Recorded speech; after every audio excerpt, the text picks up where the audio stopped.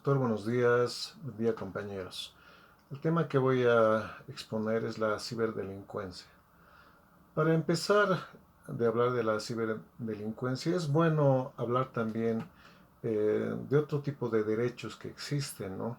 Porque antes de que exista la ciberdelincuencia, bueno, ya había otros tipos penales, otro tipo de delitos que el hombre ya estaba cometiendo, ¿no?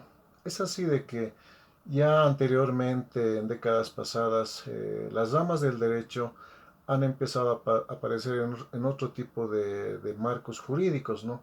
Es así que ya teníamos anteriormente el derecho constitucional, el derecho administrativo, el derecho penal, el derecho civil, el derecho tributario, el derecho financiero, el derecho petrolero, el derecho minero, etcétera, etcétera, que solamente buscan y buscaban desde antes regular la conducta del ser humano.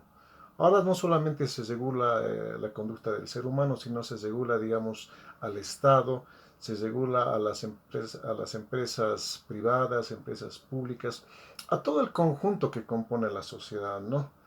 Pero posteriormente, digamos, apareció un nuevo tipo de delitos que tenían que ser normados, ¿no? Es así que aparece, digamos, el derecho informático. El derecho informático aparece por el mismo hecho que han aparecido una nueva tecnología, ha aparecido otro tipo de delitos que se tienen que normar, pero básicamente vamos al concepto que es el derecho informático, ¿no? El derecho informático es el conjunto de normas y principios que regulan los efectos jurídicos entre el derecho y la informática, sus usos, sus aplicaciones, sus implicaciones legales, eh, y también, ¿no? Acotando lo que es el concepto básico, el derecho informático es una rama autónoma del derecho. ¿Por qué?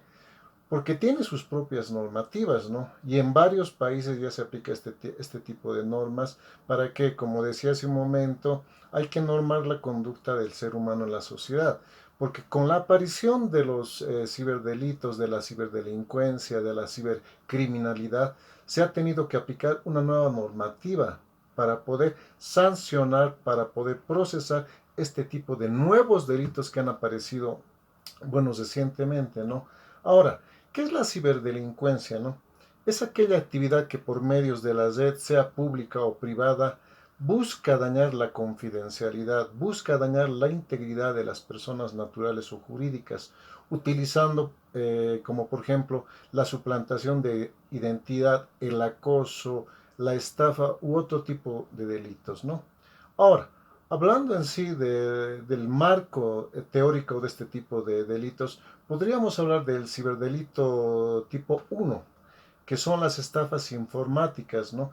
Que se realizan buscando sacar y obtener un lucro a la persona que está dentro de la red, ¿no? También tenemos los ciberdelitos tipo 2, que son los delitos informáticos de daños. Son virus informáticos de tipo delictivo que consiste en dañar, borrar, suprimir, alterar y hacer un daño a la persona, ¿no? Por lo general, este tipo de delitos no buscan una ganancia económica, ¿no? Lo que sí buscan, como decía en el concepto básico, es dañar a la persona o a la empresa, ¿no? También tenemos los ciberdelitos tipo 3, que son las defraudaciones en telecomunicaciones, ¿no? Un ejemplo claro podríamos dar, pues, en particular las personas que aprovechan el wifi del vecino sin consentimiento, que es un delito que está, digamos, actualmente de moda en varios países y lugares del mundo, ¿no? También tenemos los ciberdelitos tipo 4, los ciberdelitos contra la intimidad en todo caso, ¿no? Son constantes este tipo de delitos. ¿Por qué? Porque el ciberdelincuente instala un software en un determinado dispositivo y accede a la información personal de otra persona sin su autorización y busca utilizarlo, ¿no? Utilizando los secretos, la intimidad, la información confidencial de esta persona, ¿no? Ahora, para ir un poquito más allá y poder aconsejar a las personas que están constantemente en las redes sociales, ¿no? ¿Cómo puedes reconocer si has sido víctima de un ciberdelito, ¿no? En primera instancia habría que hablar de que tenemos un virus muy poderoso que es de conocimiento mundial, ¿no? Es el malware, ¿no? Donde, por ejemplo, ¿no? Si usted está viendo que su equipo está empezando a funcionar lentamente, ¿no? Y envía algunos mensajes con error, quiere decir que está infectado con este virus que se llama malware, ¿no? También tenemos los ataques de phishing o de parmy, ¿no? Donde son el mal uso y la intromisión a la tarjeta de crédito de varios usuarios, ¿no? ¿Qué quiere decir esto, no? Que están utilizando y están sacando de tu cuenta bancaria mediante la tarjeta de crédito determinados montos de dinero, ¿no? Y eso siempre hay que estar controlando, digamos, todos los días para ver tu extracto, los ingresos, egresos de las cuentas que tú manejas en tu banco de tu preferencia, ¿no? También tenemos los keylogger, ¿no? Que son iconos extraños que son mensajes que aparecen en tus equipos con textos duplicados. Si tienes este tipo de señales, quiere decir que han ingresado sin tu autorización a tu equipo, a tu celular o a tu computadora, ¿no? También tenemos los botnet, que son cibercriminales que utilizan un virus troyano para controlar tu ordenador. Es difícil darse cuenta, ¿no? Lo hacen remotamente, pero para solucionar este tipo de problemas hay que instalar un potente software anti-malware, ¿no? ¿Por qué? Porque dañan, digamos, todo el sistema informático, digamos, el doméstico o el de la empresa también, en todo caso, ¿no? También tenemos el cryptojacking, que se demuestra este tipo de delitos cuando su factura eléctrica aumenta, ¿no? Y tú no sabes por qué. Tienes que hacer seguimiento a la empresa que te está facturando algún tipo de servicio que tú estás comprando, en todo caso, ¿no? También tenemos el breaking, ¿no? Es un tipo de delito muy común, ¿no? Consiste en ingresar a las redes de telecomunicaciones para realizar llamadas a larga distancia. Digamos, un delito también común, que lo hacen varias personas para poder conseguir comunicarse con un familiar lejano, con un pariente que está en otro lugar del mundo y viceversa, ¿no? Tenemos también otro tipo de delitos que son la piratería informática, ¿no? Y es lamentable este tipo de delitos. ¿Por qué? Porque se ha hecho, digamos, bastante consistente en las últimas décadas, ¿no? Y consiste en la violación legal de los derechos de autor, ¿no? Estos ciberdelincuentes bajan toda la información, digamos, literaria de un libro, de un autor, para utilizarlo malamente. ¿Qué consiguen con esto, no? Del original quieren hacer una copia fiel, luego lo comercializan y digamos ganan dinero. Es un delito que se comete en todo el mundo, ¿no?